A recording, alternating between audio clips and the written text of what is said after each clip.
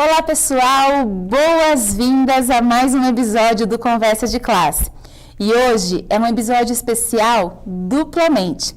Primeiro, porque eu tô aqui na sede do canal Intervalo de Aula, na Araguaia, onde geralmente todos os programas são gravados, exceto aí o Conversa de Classe, que vocês sabem, a gente grava remotamente, ou na verdade a gente grava em qualquer lugar do Brasil que a gente tiver, como é o caso de hoje, que eu tô aqui em Goiânia. E eu falei duplamente porque eu tô aqui com uma pessoa que eu admiro muito, né? E vocês vão pegar um pedacinho da emoção, porque a gente já se conhecia virtualmente, mas a gente está se conhecendo pessoalmente hoje. Faz alguns minutos aqui que a gente se encontrou pessoalmente. Foi muito emocionante porque Suede Mendonça, ela foi minha aluna, mas eu tenho até vergonha, na verdade, de dizer que ela foi minha aluna, porque nessa relação aqui eu sinto muito mais que ela foi minha professora. E a Suede está aqui para contar um pouquinho para a gente como que é, né, essa história, né, Suede, de ser uma professora. Vou contar para o pessoal o tempo que você tem de magistério. Gente, são 32 anos dedicados à sala de aula, e vou falar para vocês, não é dedicado só como profissão, porque quando ela começar a contar aqui para a gente as histórias dela, vocês vão ver que é dedicado de coração. Suede, seja muito bem-vinda, né? Com muito orgulho a gente está fazendo aqui a gravação na sede do Intervalo de Aula, e eu queria começar mandando a primeira pergunta para você, né? São 32 anos de magistério, e eu queria que você contasse aqui um pouquinho para o pessoal quais foram os maiores desafios que você enfrentou na sala de aula e como é que eles moldaram a sua abordagem pedagógica. Bom, Maíra, primeiro é um prazer imenso, né? Porque eu falo que foi uma oportunidade única, né? A questão de conhecer você e, ao mesmo tempo, poder voltar para a sala de aula como aluna. Primeiro, porque eu sou graduada em História e a minha vida, logo em seguida, eu fui para a rede estadual, depois eu fui para a rede privada, e aí a gente, né, é aquela situação de dar aulas e tudo, mas eu acho que a minha formação, ela se deu ao longo do tempo. Na sala de aula, as experiências com todos os projetos que eu desenvolvia com os meus alunos, eu sempre fui muito audaciosa, né? E aí eu tinha, assim, algumas situações que eu falava, olha, vamos tentar, e aí a gente vai vendo em que a gente vai se adaptando. E eu acho que com isso, me fez, com pouco tempo, eu já pegar a gestão de uma escola, e eu fui gestora da primeira escola de tempo integral, e que isso enriqueceu demais o meu conhecimento, porque era uma outra característica. Eu saía do ensino regular e partia para um tempo integral, onde os alunos, né, ficavam bastante tempo, né, 9 horas, coisa que eu via muito em filme. Eu via muito daquilo em filme. Eu não tinha chegado até nós ainda, aqui, no caso, em Goiás, uma escola de tempo integral ainda assim na rede. E isso em 2005 para 2006. Então, foi uma coisa fabulosa. E aí eu acho que eu fui sendo moldada. E uma das coisas muito interessantes que aconteceu é que eu sempre gostei de ser piloto. E aí eu sempre falava assim, vamos tentar aqui na escola, vamos experimentar. Então, nessa época, a escola que eu era gestora acabou sendo piloto de vários programas da rede estadual, que o governo federal, ele mandava, né, e perguntava, olha, pode aplicar, pode ser o piloto, e a gente fez. E com o passar do tempo, eu acabei saindo depois da gestão e indo trabalhar dentro mesmo da Secretaria de Educação, nas políticas públicas mesmo. Isso me deu um grande conhecimento, porque aí foi outra realidade. Eu estava trabalhando com as políticas, né? Realmente eu estava na outra ponta. E aí, uma das coisas que eu sempre falo é que a gente acaba estudando muito, né? E acaba aprimorando bastante o conhecimento que a gente tem com relação não só à legislação, mas à prática mesmo, né? Desenvolver essa prática. E ao longo do tempo, a gente acabou chegando no período da pandemia, né? E eu acho que foi a pandemia que despertou a necessidade de voltar para a sala de aula. Por quê? Porque eu não tinha uma sala de aula normal. Como dar aula para os meus alunos que não tinha mais uma sala de aula? E aí eu peguei, na época, eu falo que um bom gestor, ele tem essa percepção, e a Secretaria de Educação ofertou o chamado aprimoramento. E aquele aprimoramento, que era acrescido ao nosso salário, para que a gente pudesse aprimorar e fazer com que a gente melhorasse nas práticas, né, e na didática, eu já fiz eu acabei fazendo a pós-ensino híbrido, né, e fiz também a primeira, que foi metodologias.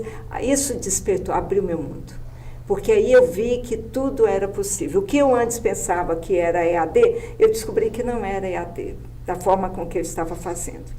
E isso enriqueceu demais, porque minhas aulas se transformaram. Porque aí a metodologia ativa, ela fez com que todo o meu pensamento a respeito de educação e a prática e a didática mudasse. E você foi responsável por isso, né? Eu falo que foi um conjunto, assim, de situações. A troca de experiência com os colegas do Brasil inteiro, porque nós tínhamos pessoas do Brasil inteiro. Então, a questão de negociar as salas, né, que eu ficava impressionada, criava-se a sala virtual e todo mundo interagia como se eu estivesse dentro da sala. E o vínculo foi se formando, né? E aquilo ali possibilitou pensar bastante na educação. E essa educação, Goiás estava, na época, saindo na ponta, porque foi, inclusive, aqui, né, foi o REAMP, ou seja, como fazer essas recomposições, como fazer essas novas alterações com relação às práticas, né, dentro da sala de aula, fazer com que as aulas de qualidade e com equidade chegassem até o alunato. Ou seja, olha, não foi fácil, mas assim, nós conseguimos, e eu acho que agora estou aqui, né, nesse estúdio aqui agora, conversando com a pessoa que foi responsável, né, pela minha formação e mudança, né, nessa prática, que é você. Isso, Eide, você está citando, né, a pós-graduação. Foram 2 pós-graduação, uma de metodologias ativas e outra de ensino híbrido que nós vivemos aqui na Uniaraguaia. E eu queria dar os créditos, né, acho que há muitos parceiros, porque esse curso especificamente, nós já tínhamos professores formados ali frequentando. E eu acho que nós criamos um ambiente tão forte de parceria, em que a gente trocava os depoimentos, em que a gente contava as histórias que a gente vivia na sala de aula, porque eu sempre vivo falando aqui para o pessoal, Conversa de Classe, ele tem esse intuito, gente, de trazer pessoas como a Suede, que acho que estão de forma real, né, influenciando a vida de outras pessoas. E a gente teve contato, né, com o Eliel, a Eliane, a Thaís Bonfim, né, tantos professores que acho que foram ajudando a gente a criar esse ambiente forte de aprendizado, né? Sim, eu acho que foram essas experiências e troca com esses professores que fizeram a gente começar a moldar uma prática, tanto quanto na escrita, né, como mesmo nos projetos que iriam ser desenvolvidos, né? Professora Elaine Nicolodi, com a pesquisa e, ao mesmo tempo, as metodologias, o pode, não pode, como é que a gente aplica. Então, eu acho que teve uma outra dinâmica, né? Eu acho que a gente conseguiu fazer uma outra estrutura, até mesmo de pensamento pedagógico que eu tinha. Então, eu acho que foi, assim, portas abertas, né? Sim. E Suede, eu estava pensando aqui, né? Você estava contando para a gente que desempenhou papéis vários e significativos aí na educação. Você foi gestor e gerente das escolas de tempo integral, como você já comentou, né? Eu queria saber como que essas experiências, elas foram influenciando a sua visão de educação integral e a formação profissional dos alunos. Como que essas coisas têm relação? Olha, eu fiquei muito feliz quando pela primeira vez eles começaram a discutir a possibilidade, dentro das escolas de tempo integral, de um quinto itinerário, que seria, no caso, a educação profissional. Por quê? Porque o tempo ali, ele é acolhedor, né, para essas mudanças desses estudantes. Eu acho que deixa de ser um aluno e passa a ser um estudante. A escola de tempo integral, ela acaba fazendo isso. E não é só pelos índices que a gente vê que ela acaba se destaca, mas principalmente por quê? Porque há todo um projeto, um contexto, né, que forma a educação de tempo integral. E a gente segue em um fluxo onde leva a ganhar mais tempo e dar mais qualidade.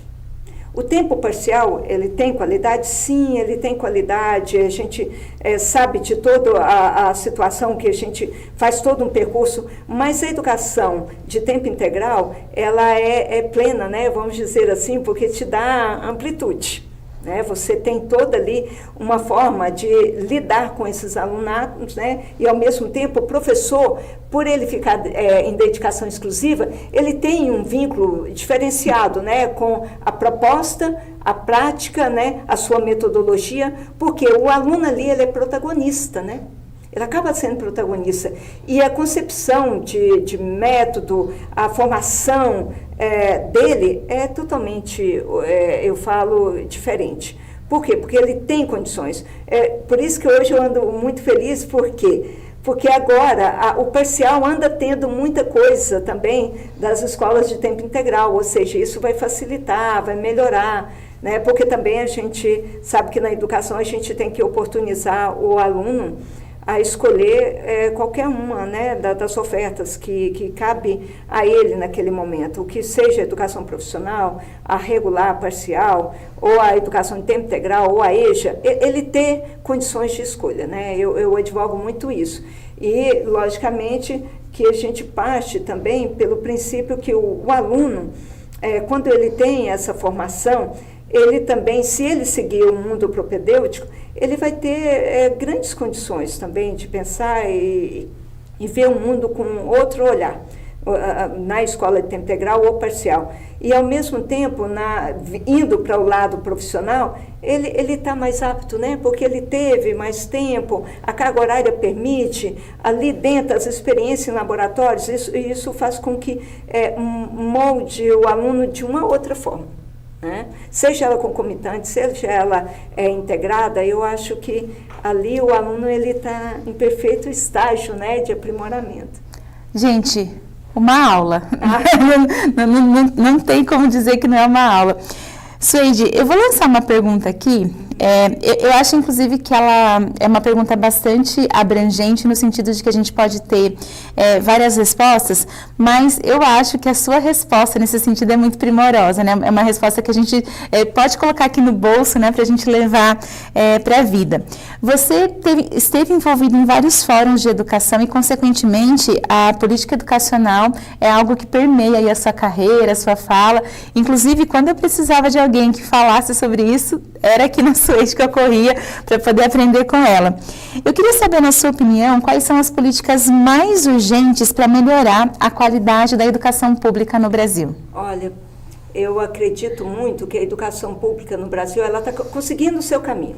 Eu acho que já as novas perspectivas que nós estamos tendo aí na educação fundamental, na educação agora, na educação de ensino médio, o próprio ensino médio, eu acho que ele vai ganhar uma identidade. Eu sempre falo que o ensino médio, ele precisa de uma identidade. Eu acho que o ensino médio, ele não tem uma identidade própria, né?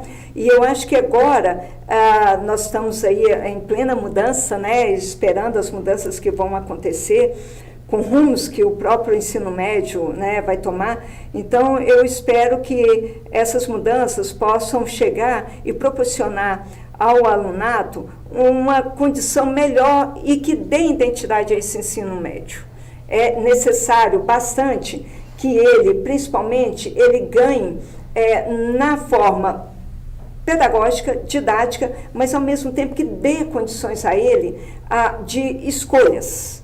E que essas escolhas sejam acertadas, né? E que o governo, né, e toda a política que está sendo desenvolvida dentro do MEC, na COGEM, que possa fortalecer essa nova organização desse ensino médio, né? Porque a minha política é basicamente dentro da política de ensino médio.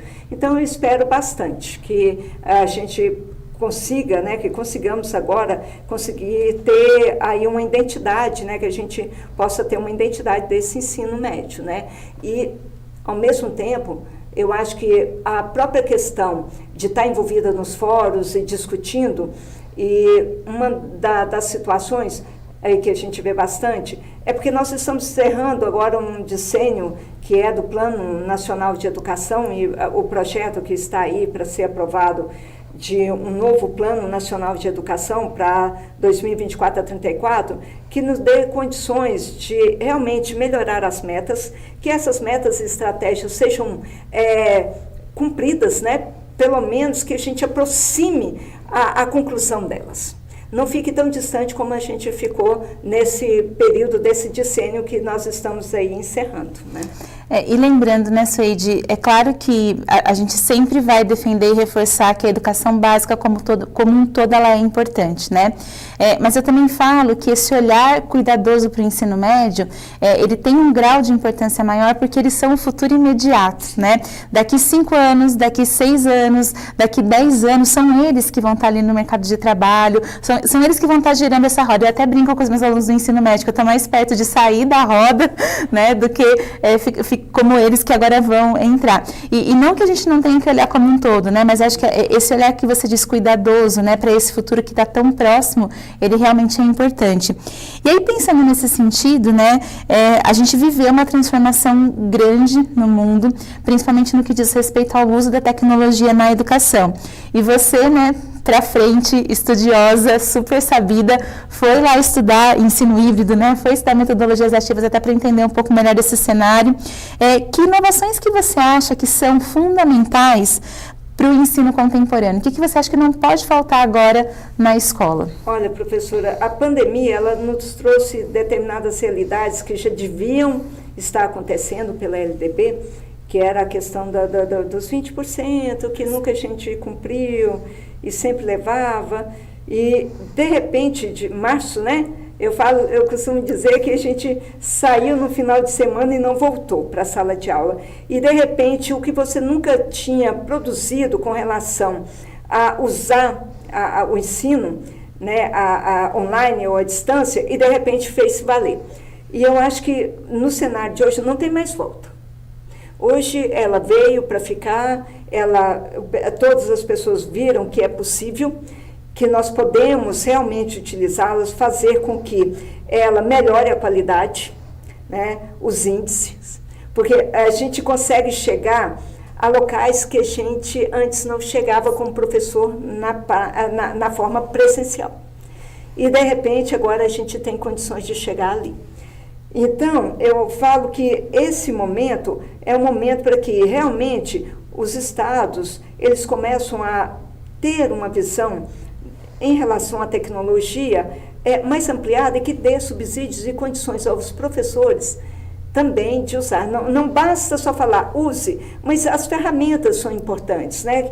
Que as pessoas consigam ofertar as máquinas que eles precisam, consiga produzir estúdios a determinadas situações digitais que vão fortalecer essa política, né? E essa política, logicamente, se você enriquece, eu falo, feliz é o gestor, né, o secretário, que realmente ele investe nisso. Por quê? Porque ele está modificando aquele professor que era até então, né, vamos dizer, do século XX, mas bem dos anos 50, né, 60, mas ao mesmo tempo que agora ele está num momento onde o aluno, professor, o aluno, ele é digital, ele é nativo digital. E nós, né, eu falo por mim, que eu estou com 59 anos, nós somos ainda de uma era 4X.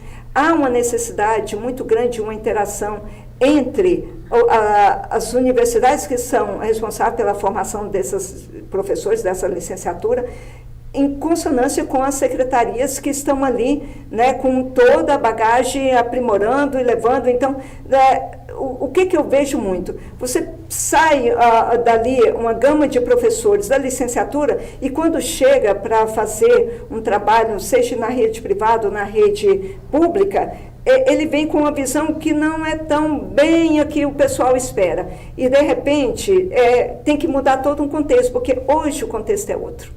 A realidade é outra. O mundo digital, a teia digital, ela veio para ficar. Ela não vai ser mais retirada, não vai ser mais limpa. Ali, o professor, ele vai ter que saber usar as ferramentas, ele vai ter que abrir a sua cabeça em termos de pensamento e propostas didáticas, pedagógicas e metodológicas totalmente diferentes. E isso só vai acontecer se ele realmente voltar a estudar, se ele voltar à prática, observando o que está acontecendo no mundo. Senão, ele não consegue. Ele fecha ali e aí a aula dele vai continuar da mesma forma que era antes. E, logicamente, ele que vai ser o excluso. Né? Aí vai acontecer isso. Porque o aluno está em outra dimensão. Não falaria mais perfeito. que perfeição que você trouxe na sua fala.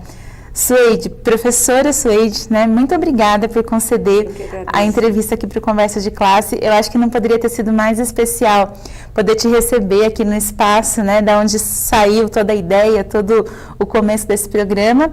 E desejo que a gente possa se encontrar mais vezes. As portas estão abertas aqui para você voltar para o programa. Obrigada, professora. Obrigada a todos, né?